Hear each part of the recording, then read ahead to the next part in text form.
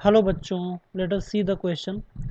If a liquid takes 30 seconds in cooling from 95 degrees Celsius to 90 degrees Celsius and 70 seconds in cooling from 55 degrees Celsius to 50 degrees Celsius, then temperature of room is. Question ये कर रहा है कि कोई एक liquid है, वो 30 second लगता है 95 से 90 डिग्री सेल्सियस तक ठंडा होने में, और 70 सेकेंड लगता है 55 डिग्री सेल्सियस से 50 डिग्री सेल्सियस होने में. तो हमें बताना है कि रूम टेम्परेचर क्या होगा.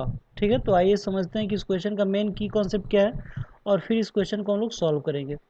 तो यहाँ पे आप लोग देख सकते हो कि जो रेट ऑफ कूलिंग है वो दिया हुआ है कि कितना से कितना डिग्री सेल्सियस कम होता है और उसको कम होने में कितना समय लगता है. तो कॉन्सेप्ट में हम लोग यही पढ़ेंगे कि कॉन्सेप्ट में कि रेट ऑफ जो कूलिंग है वो किस फार्मूले से ये कैलकुलेट किया जा सकता है. तो न्यूटन का कूलिंग लॉ आता है, ठीक है ना, उसमें उसका फार्मूले से हम लोग इस क्वेश्चन को सॉल्व कर सकते हैं. और वो फार्मूला हम लोग कैसे यूज करेंगे, तो यहाँ पे जो देखने वाली बात ये है कि टेम्परेचर चेंज जो है विथ रिस्पेक्ट टू टाइम, ये हमेशा फर्स्ट ऑर्डर काइनेटिक्स से रिलेटेड होता है.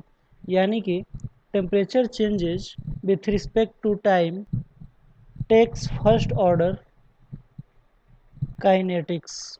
जो टेम्परेचर चेंज होता है विथ रिस्पेक्ट टू टाइम है वो फर्स्ट ऑर्डर काइनेटिक्स से रिलेटेड होता है. अच्छा, ये कैसे रिलेटेड होता है? तो इसका मतलब ये है कि जो रेट है चेंज होने का टेम्परेचर का, वो हमेशा प्रोपोर्शनल होता है टेम्परेचर डिफरेंस के ऊपर और एक कांस्टेंट ऑफ प्रोपोर्शनलिटी के ऊपर, जिसको हम लोग के मान सकते हैं. यानी कि which means that the rate of change of temperature is proportional to the difference in temperature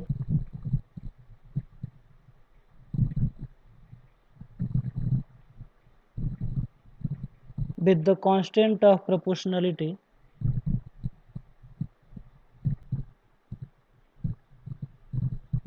being k. तो जो हमेशा जो रेट ऑफ कूलिंग होता है कि किस रेट से ठंडा हो रहा है, वो हमेशा टेम्परेचर डिफरेंस के प्रोपोर्शनल होता है. ठीक है ना. तो कौन सा फार्मूला हम लोग यूज करेंगे यहाँ पे? तो अगर मान लेते हैं कि इनिशियल टेम्परेचर अगर T1 हो और फाइनल टेम्परेचर अगर T2 हो, तो हमारा क्या रिलेशन होगा? तो जो रिलेशन होगा वो होगा T1 माइनस T2. यहाँ पे T1 और T2 जो है इनिशियल और फाइनल टेम्परेचर है, upon small T. Small T मतलब कितना समय लगता है T1 से T2 होने में. ये इक्वल होगा के यहाँ पे प्रोपोर्शनलिटी कांस्टेंट है, और ये हो जाएगा T1 प्लस T2 अपॉन 2, यानी कि यहाँ पे एवरेज टेम्परेचर, और माइनस टी नॉट यहाँ पे रूम टेम्परेचर है. ठीक है, तो इस फॉर्मूले के द्वारा हम लोग सॉल्व करेंगे. ठीक है, तो आइए देखते हैं.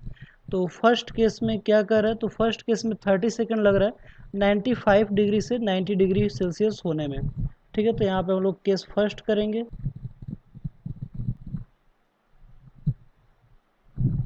तो केस फर्स्ट में cooling from 95 degree celsius to 90 degree celsius in 30 second. कितने सेकेंड में? 30 सेकेंड में.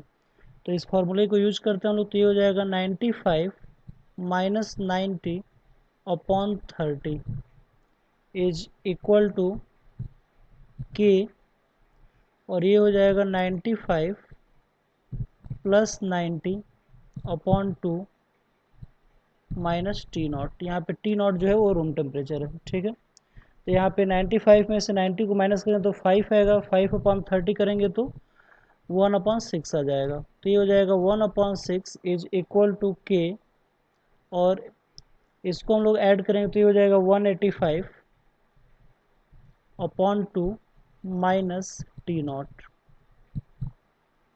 ठीक है, तो इसको और अगर हम लोग सॉल्व करेंगे तो ये हो जाएगा 1/6 इज इक्वल टू के, और इसको अगर हम लोग डिवाइड करें तो आ जाएगा 92.5 माइनस T0.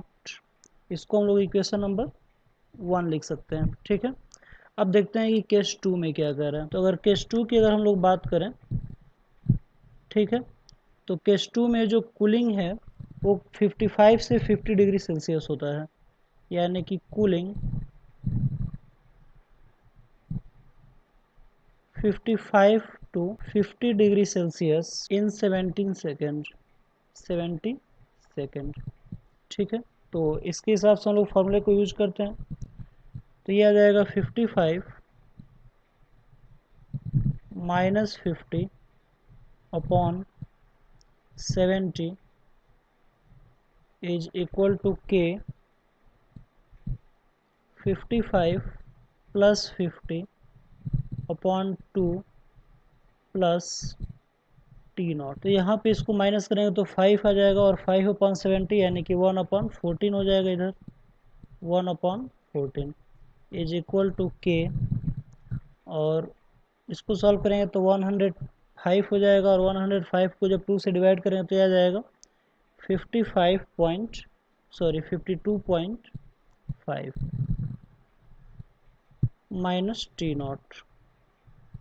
इसको हम लोग इक्वेशन नंबर 2 बना लेते हैं। ठीक है, अब हम लोग क्या करते हैं कि 1 को 2 से डिवाइड कर देते हैं, तो जो इक्वेशन नंबर 1 है उसको हम लोग 2 से डिवाइड कर देते हैं, तो हमें क्या मिलेगा, तो ये हो जाएगा। तो इधर से अगर हम लोग देखेंगे तो ये 1/6 है और इधर 1/14 है, यानी कि 6/14 होगा, 14 ऊपर चला जाएगा तो 7/3 हो जाएगा।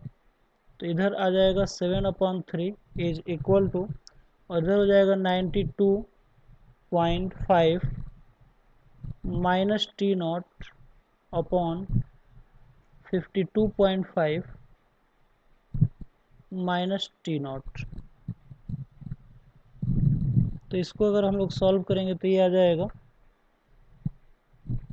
367.5 minus 7 t naught is equal to 277.5 minus 3 t naught. तो ये हो जाएगा 4 t naught is equal to 90, यानी कि जो टी नॉट की जो वैल्यू हो जाएगी ये आ जाएगी 90/4, और इसको डिवाइड करें तो ये आ जाएगा 22.5 डिग्री सेल्सियस। तो टी नॉट ही हमारे यहाँ पे क्या था, रूम टेम्परेचर था। ठीक है ना, और इसकी वैल्यू कितना आ रहा है 22.5 डिग्री सेल्सियस।